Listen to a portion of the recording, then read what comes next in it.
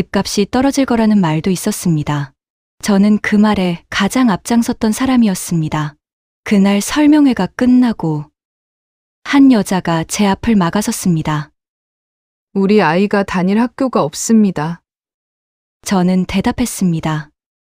저도 제 아이를 지켜야 합니다. 그때는 몰랐습니다. 몇 년 뒤 그 말이 제 이야기가 될 줄은. 그때 제 아들 민우는 초등학교 2학년이었습니다. 운동을 좋아하고 친구들과 공을 차다가 무릎이 까져도 울기는커녕 자랑스럽게 상처를 보여주던 아이였죠. 아빠, 이것 봐. 나 하나도 안 울었어. 민우는 그렇게 말하며 웃곤 했습니다. 우리 집에서 걸어서 10분 정도 떨어진 곳에 오랫동안 비어있던 학교 부지가 있었습니다. 어느 날 그곳에 특수학교를 짓는다는 소식이 전해졌습니다. 곧 주민단체 채팅방에 이런 말들이 올라오기 시작했습니다. 집값이 떨어질 거라는 말, 통학로가 위험해질 거라는 말, 교통이 혼잡해질 거라는 말까지 나왔습니다. 사실인지 아닌지는 중요하지 않았습니다. 비슷한 이야기가 반복되자 점점 사실처럼 느껴졌으니까요. 저는 앞장섰습니다. 서명을 받으러 다녔고, 구청 앞에서 피켓을 들었고, 주민 설명회에서 마이크를 잡았습니다. 우리 동네 아이들의 안전과 교육 환경을 먼저 생각해야 하는 것 아닙니까?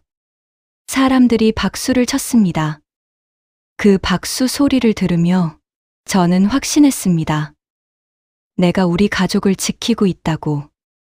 설명회가 끝나고 나오는데 한 여자가 제 앞을 막아섰습니다.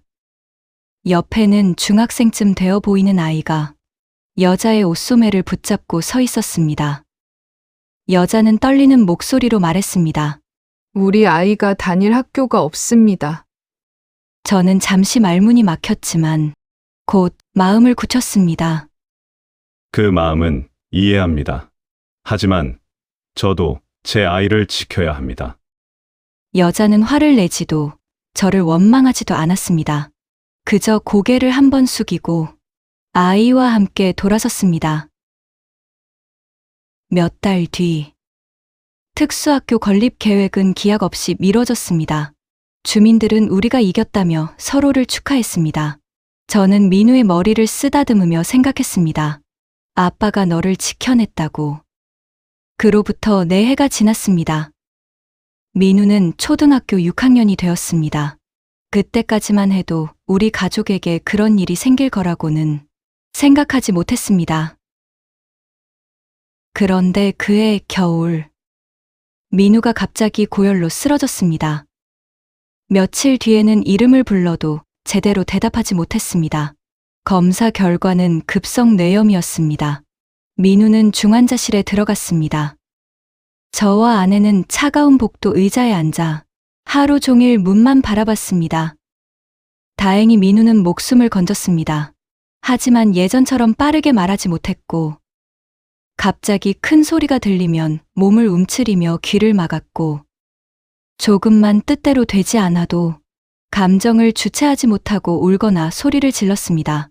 의사는 인지 기능과 언어 능력에 어려움이 생길 수 있다고 했습니다. 저는 그 말을 받아들이지 않았습니다. 재활 치료를 꾸준히 하면, 다시 학교에 다니면, 친구들과 어울리면 민우는 반드시 예전으로 돌아올 거라고 믿었습니다. 민우가 달라졌다는 사실을 인정하는 순간 우리 가족의 모든 것이 달라질 것 같았으니까요. 새 학기가 시작되자 저는 민우를 원래 다니던 일반 학교로 돌려보냈습니다. 민우는 할 수 있습니다. 친구들과 같이 지내야 더 빨리 좋아집니다. 저는 자신 있었습니다. 처음 며칠은 그런대로 버텼습니다. 하지만 시간이 지날수록 민우의 얼굴에서 웃음이 사라졌습니다.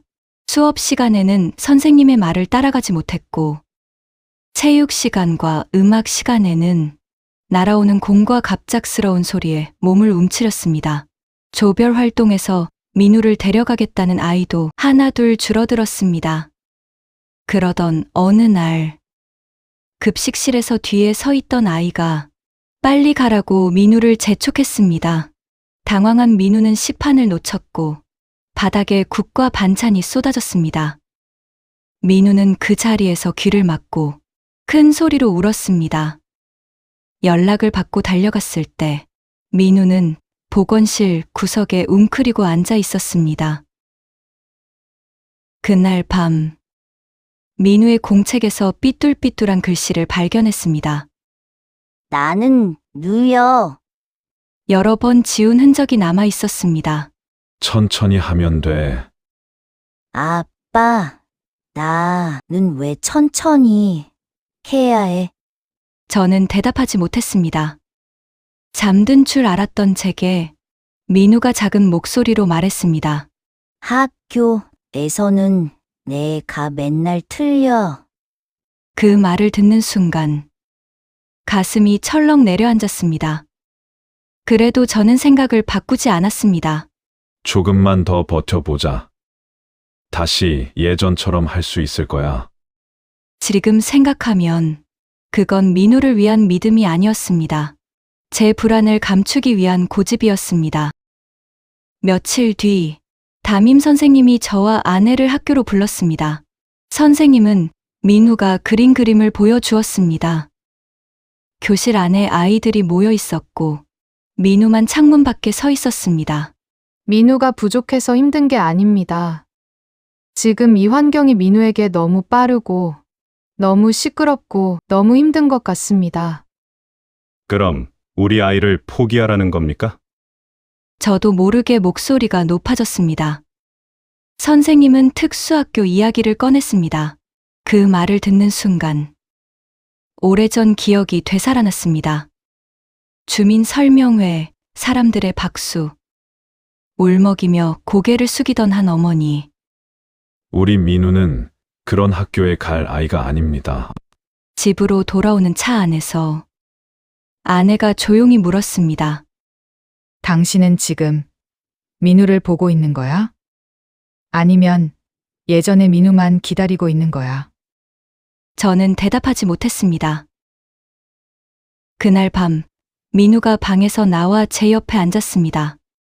한동안 손가락만 만지작거리던 아이가 물었습니다. 아빠, 특수학교 가면 나 바보야? 가슴이 철렁했습니다. 누가 그런 말을 했어? 그냥 아빠가 화냈잖아. 그제야 알았습니다. 제가 선생님에게 했던 말을 민우가 복도에서 들었던 것입니다. 저는 겨우 입을 열었습니다. 아니야. 그럼 왜 화냈어? 또다시 대답하지 못했습니다. 혼자 남은 거실에서 저는 오랫동안 아이의 질문을 생각했습니다. 특수학교에 가면 바보가 되는 것이 아니라면 나는 왜 그렇게 두려워하고 있는 걸까? 아이 때문일까? 아니면 내 체면 때문일까? 며칠 뒤 저는 담임 선생님에게 전화를 걸었습니다. 그 학교 한번 가 볼 수 있을까요? 저와 아내는 민우를 데리고 특수학교를 방문했습니다. 집에서는 차로 40분 거리였습니다. 교문이 가까워질수록 오래전 제가 들었던 피켓이 떠올랐습니다. 특수학교 건립 반대. 반대했던 그 학교는 우리 집에서 걸어서 10분 정도밖에 걸리지 않는 곳이었습니다. 몇 년 전, 저는 그 학교가 들어서는 것을 막기 위해 사람들 앞에 서 있었습니다. 그런데 지금 저는 그 학교가 정말 민우에게 필요한 곳인지 직접 확인하기 위해 이곳에 와 있었습니다. 저는 민우의 손을 잡고 교문 안으로 들어갔습니다. 학교 안에서 마주한 풍경은 제가 상상했던 모습과 전혀 달랐습니다. 복도는 조용했고 교실마다 학생 수는 많지 않았습니다. 선생님은 학생의 눈을 바라보며 묵묵히 기다려 주었습니다. 민우는 체험 수업에 들어갔습니다. 선생님은 먼저 아이가 무엇을 좋아하는지 물었습니다. 오랜 시간이 흐른 뒤 민우가 작은 목소리로 말했습니다. 자동차요. 선생님은 장난감 자동차를 꺼내 민우와 함께 숫자를 셌습니다. 중간에 틀리기도 했지만 선생님은 틀렸다는 말을 하지 않았습니다. 여기까지 잘했네. 다음 자동차도 같이 세워볼까? 자동차를 다 세운 뒤 선생님이 물었습니다. 이제 그만할까? 민우는 잠시 머뭇거리다가 말했습니다. 또 하고 싶어요. 그 한마디에 저는 숨을 제대로 쉴 수 없었습니다. 민우가 무언가를 스스로 더 하고 싶다고 말한 것이 얼마만인지 기억나지 않았습니다.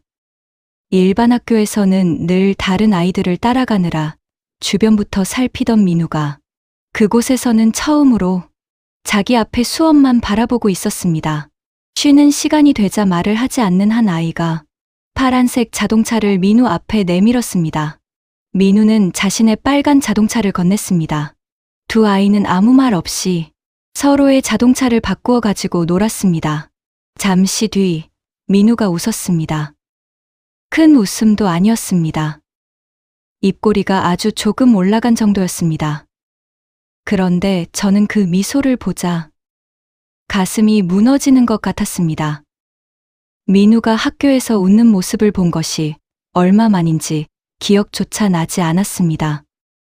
어땠어? 아내가 물었습니다. 한참 뒤에야 말했습니다. 내가 생각했던 곳이 아니네. 그날 저녁 저는 민우에게 물었습니다. 오늘 학교 어땠어? 민우는 자동차를 만지작거리며 대답했습니다. 좋았어.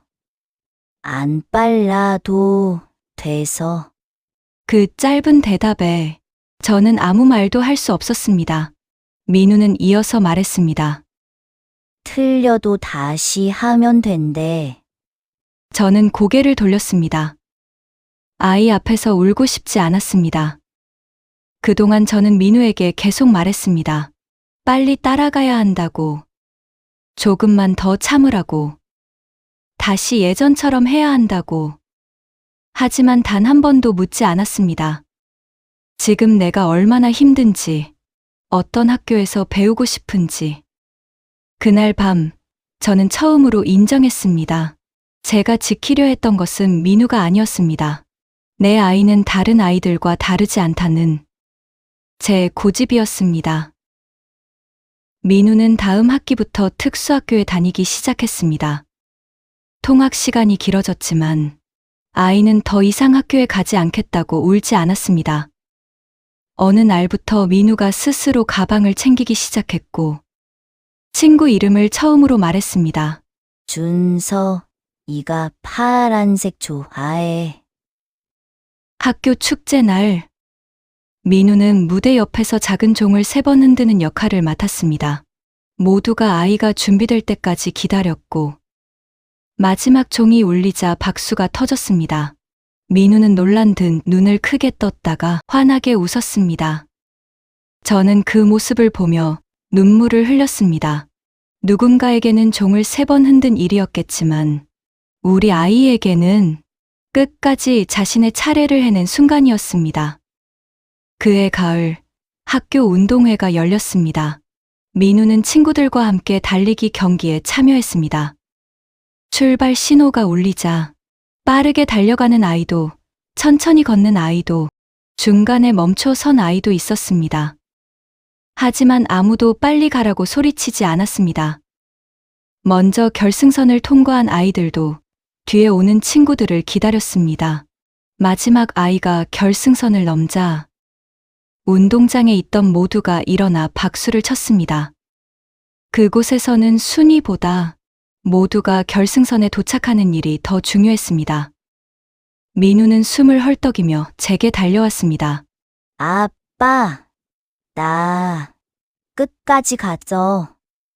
저는 아이를 힘껏 안았습니다. 그래. 우리 아들 끝까지 갔네.